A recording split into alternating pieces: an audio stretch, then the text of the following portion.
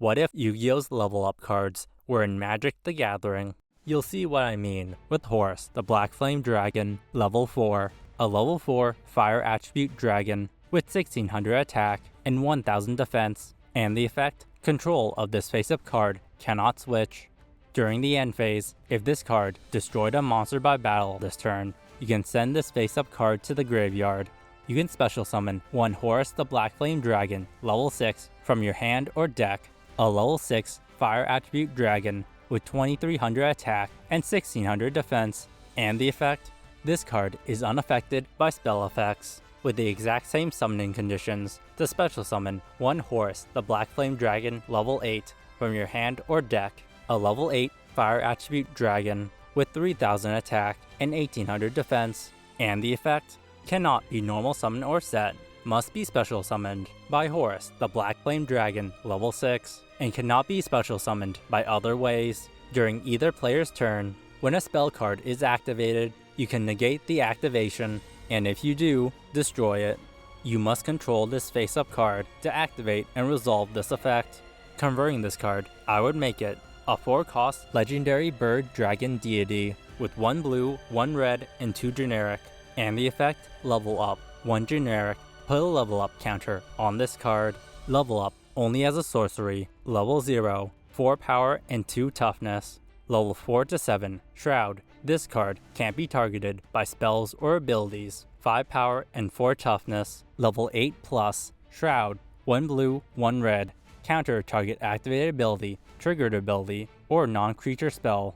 If a non-creature permanent ability is countered this way, destroy it, 8 power and 4 toughness. The keyword level up, improving the creature's stats and or abilities, dependent on the number of level up counters on the card, always starting at 0 when played. The cost to level up Horus is generic, as it has a high initial cost to play, so using generic mana will help this card level up faster, as many forms of mana generation produce generic mana.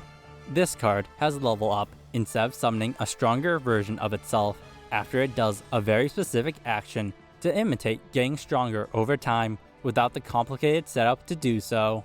Horus gains the ability Shroud, as its level 6 form is immune to spell cards, and while Shroud doesn't prevent the creature from being affected by spell effects, a majority of common removal must first target the card.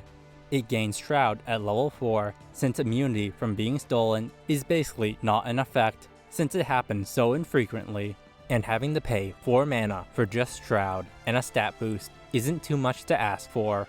It only counters non-creature spells and destroys non-creature permanents, and while Horus only counters spell cards, only countering instant and sorcery spells is a bit of a letdown, especially since you had to invest 8 mana on top of the 4 mana cost to play this card, and the dual colored mana cost to activate this effect. It becomes a legendary card to give your opponent some breathing room if they manage to destroy this card, as you can only have one legendary card with the same name on your side of the field at any given time.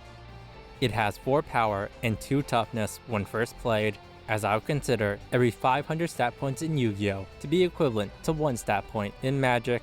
However, for stat lines past 2000, every 500 stat points to be equivalent to 2 stat points to maintain nominal stat lines of 2500 and 3000. It becomes a bird in addition to dragon, as Horus is supposed to be a bird deity. Finally, it has a blue cost, since it has the ability to counter cards, and the keyword Shroud, both being common in blue, and it has a red cost, since it's a fire attribute. It destroys artifacts and enchantments, non-creature permanents that stay on the field, and because it has flame in the name. The next card up is Silent Swordsman, level 3, a level 3 light attribute warrior with 1000 attack and defense, and the effect, negate your opponent's spell effects that target this card. During your standby phase, you can send this face-up card to the graveyard, special summon one Silent Swordsman level 5 from your hand or deck. You cannot activate this effect the turn this card is summoned or flipped face up. A level 5 light attribute warrior with 2300 attack and 1000 defense, and the effect, unaffected by your opponent's spell effects. During your next standby phase, after this card inflicts battle damage to your opponent by a direct attack, you can send this face-up card to the graveyard, special summon one Silent Swordsman level 7 from your hand or deck, a level 7 light attribute warrior with 2800 attack and 1000 defense, and the effect cannot be normal summon or set, must be special summoned by Silent Swordsman level 5, and cannot be special summoned by other ways. Negate all spell effects on the field. Converting this card, I would make it a 3-cost knight with 1 white and 2 generic, and the effects level up 1 white, level 0, 2 power and 2 toughness, level 3 to 6, hexproof, can't be targeted by your opponent's spells or abilities, 5 power and 2 toughness, level 7 plus, hexproof, artifacts, instant, and sorcery spells cost 2 more generic to cast. Activated abilities of artifacts can't be activated unless they are mana abilities. 7 power and 2 toughness. Silent Swordsman gains hexproof at level 6 to 3 as its level 3 and 5 forms protects itself from spell cards, and at level 7 it increases the cost of artifacts, instants, and sorcery spells by 2, as there isn't any cards that permanently prevent players from casting instant and sorcery spells, so making them cost more is good enough. Although it includes artifacts, as I would consider artifacts to be equivalent to continuous spells, as artifacts have more active effects, while the other non-creature card, enchantments, have more passive ones. It has a white cost since it's a knight, a creature type most common in white, and because it has a passive effect to prevent players from doing certain actions. The next card up is Armed Dragon level 3, a level 3 wind attribute dragon with 1200 attack and 900 defense, and the effect? During your next standby phase, you can send this card to the graveyard, special summon 1 Armed Dragon level 5 from your hand or deck, a level 5 wind attribute dragon with 2400 attack and 1700 defense, and the effect? You can send 1 monster from your hand to the graveyard, then target 1 monster your opponent controls with attack less than or equal to the sent monster's attack. Destroy that target during the end phase. If this card destroyed a monster by battle this turn, you can send this card to the graveyard, special summon 1 Armed Dragon level 7 from your hand or deck, a level 7 wind attribute dragon with 2800 attack and 1000 defense, and the effect cannot be normal summon or set, must be special summoned by Armed Dragon level 5. You can send 1 monster from your hand to the graveyard. Destroy all monsters your opponent controls with attack equal to or less than the sent monster's attack. And finally is Armed Dragon level 10, a level 10 wind attribute dragon with 3000 attack and 2000 defense. With the effect, cannot be normal summon or set, must be special summoned from your hand. By tributing 1 Armed Dragon level 7, you can send 1 card from your hand to the graveyard, destroy all face-up monsters your opponent controls. Converting this card, I would make it a 3-cost dragon with 1 black and 2 generic, and the effects? Level up 1 black, put a level up counter on this card. Level 0, 3 power and 2 toughness. Level 3 to 6, 1 black, discard a creature card, destroy target creature with X power or lower, where X is the discarded card's power, 5 power, 4 toughness. Level 7 plus, 2 black, discard a card, destroy all creatures target opponent controls, 8 power, 4 toughness.